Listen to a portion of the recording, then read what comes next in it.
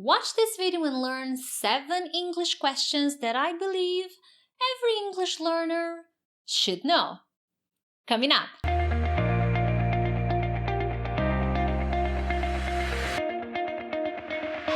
Hey friends, Teacher Prix here to help you talk to anyone, anywhere, anytime in English. First of all, thank you so much for joining me in another English lesson. I really appreciate it. Thank you for giving me an opportunity to teach you. Make sure to subscribe because from Monday to Friday, I post many different kinds of English lessons to help you become a better and more confident English speaker. So, check it out. Let's dive into the content. The first question, which is actually very informal and can be used to ask a question and to answer a question, is, got it? I got it. Guys, when you use got it, well, if you think about the correct structure to ask a question, that's not really a question, but you can use in informal situations and your intonation needs to rise as if you were making a question. Got it? Got it. Okay, so you see the difference when it's an affirmative. Got it. Got it? So I need to change my intonation to make this become a question, okay? What does this mean? Well, I am giving you an explanation of something you need to do. I'm giving you some instructions, and then after I finish giving you the instructions, I can say, got it? Yeah, sure. I got it. I got this. There may be different translations to got it, but this is a good one. It's a good way to ask something very quickly. Got it? Did you get it? So this is a good way, a very informal way to ask if someone understood something, understood your instructions. There may be different translations, but this is the one I wanted to show you in this lesson. If you want to learn more uses of got it, let me know here in the comments, okay? Number 2. I'm sorry. Could you say that again? Many times the students will say, hey, could you repeat that, please? Repeat that, please. And that's okay, you can use that. But how about learning different ways to ask someone to repeat something? And I believe, hey, could you say that again? I'm sorry, could you say that again? It's polite, it's very nice, and native speakers use this very often, okay? So I'm sorry, I'm being polite. Maybe I misunderstood. I didn't hear well. I didn't understand. So I'm sorry, could you say that again? And if you want to include the word please at the end, you can. Could you say that again, please? Okay, for some reason you didn't understand, not just because of your English. Sometimes you didn't understand, okay? Maybe there was a car driving by or dogs were barking like crazy and you couldn't hear the person. We're human beings. So could you say that again, please? Okay? Question number 3. Could you speak more slowly, please? Okay? I have many private students. I've talked about this. When I speak too fast, the first thing they say, wow, you're speaking too fast. Guys, this is a little rude. Of course, with me, no, I'm the teacher. It's okay. I get it, all right? I understand. But if you are having a conversation with someone in English, someone who is not your friend, or to a native speaker you don't know very well, or to someone at work, could you speak more slowly, please? Is definitely the way to go, okay? This is not necessarily formal, it's just a little bit better, it just shows more politeness when you use this question. Can you speak more slowly, please? I'm sorry, my English is a little rusty. So when I say my English, if you want to say that, okay? If you don't.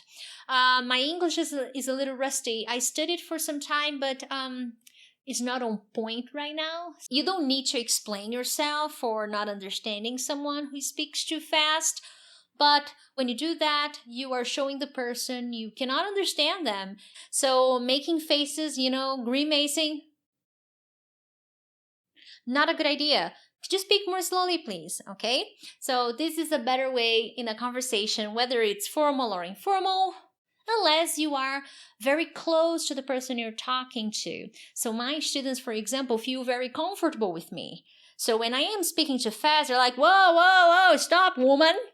And it's okay because they know me. But you should not do that with a stranger. Never, okay?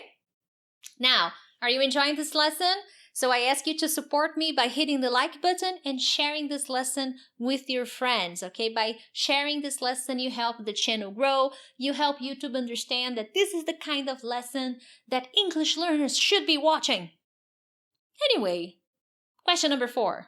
What do you do? I wanted to show this question because many students confuse this.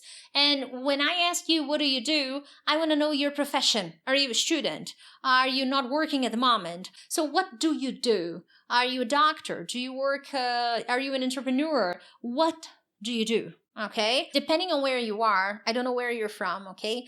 But in the United States, this is a very common question. No matter how much you know the person you're talking to.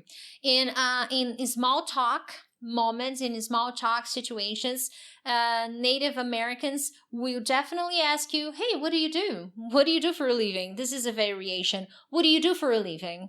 Okay, what do you do? And for them, this is very natural. You know, that's the first thing they ask. So talking about your job, about money, these are not taboo subjects for them. So be prepared. You will listen to this question very, very often. Okay? So what do you do? I am I am an engineer, I am a doctor, I am a pediatrician. So this is how you should answer. There are different ways to answer this question, but this is a basic one. You can't go wrong with that. Question number 5. Is there anything I can do for you? This basically means this very long question is, do you need any help? Many students ask, hey, can you help me? But then when they want to offer help, they don't know how to do it. They don't know how to say it because they spent so much time learning how to ask for help, but then they think, oh my God, can I help you? Is that okay? Should I use this? And in a way you can. Can I help you? It's fine. But in everyday conversations, that's not, in more casual situations, that's not really how you should do it, okay? Do you need any help is much better than, can I help you? Can I help you is very common in stores, fast food restaurants, places that are where there will be a more formal conversation, okay? Where someone is working and they really have to offer you help. They really have to help you with something, okay? Now, these questions can be used when you're offering a friend help, when you're offering someone at work your help, okay? So, hey, is there anything I can do for you? Do you need any help? Maybe you have a friend who's going through something difficult, a problem, and then you can say, hey, is there anything I can do for you? Like anything, you name it. This is a much warmer way to offer help than simply saying, can I help you? Okay? So, oh, I'm so sorry. I'm sorry you had an accident. Is there anything I can do for you? Please let me know, okay? Do you need any help? Is there anything I can do? So these are much better questions to offer help to someone in English. Now, number 6. What do you mean? What do you mean? Now, depending on the situation, it may not be appropriate to say it, but basically, what do you mean means what are you trying to say? Okay, maybe you didn't understand. Not because you didn't understand the words, the pronunciation, you didn't understand the idea. What do you mean I can't go? What are you trying to say I can't go? Okay, so be careful. Depending on your intonation, you may sound rude. Okay, I'm sorry, what do you mean? Okay, so in general, be careful with this question. But what you want to say is, what are you trying to say? What are you trying to say with this phrase you just said? Okay, I'm sorry, what do you mean? Oh, okay. Thank you. I get it now. I understand. So this is a very good question that shows you didn't understand the message. I think the key here is I didn't understand the message. I heard the words. I listened to the words you said, but there's something about what you said that is not clear to me. So what do you mean I should be more careful with the things I post on the internet? What is your point? What are you really trying to say? Okay? And finally, number 7, can I call you back? Now, this is a good question whenever you are at work and someone calls you from another country and you panic.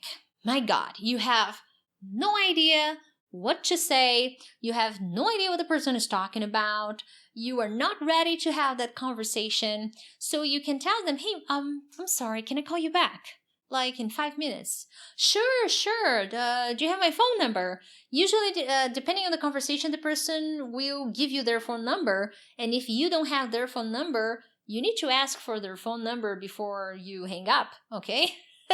Really, ask for their phone number. So basically, use this question when you need time to think before you can talk to someone who called you in English, and then you can return the phone call. This is a very common question, whether you are at work or with a friend. You can use this question in any situation, okay? So, did you enjoy these questions? Which one was your favorite? Which one was new to you? Let me know here in the comments, and if you enjoyed, as usual, share this lesson with your friends. Thank you so much, and I'll see you next time. Bye!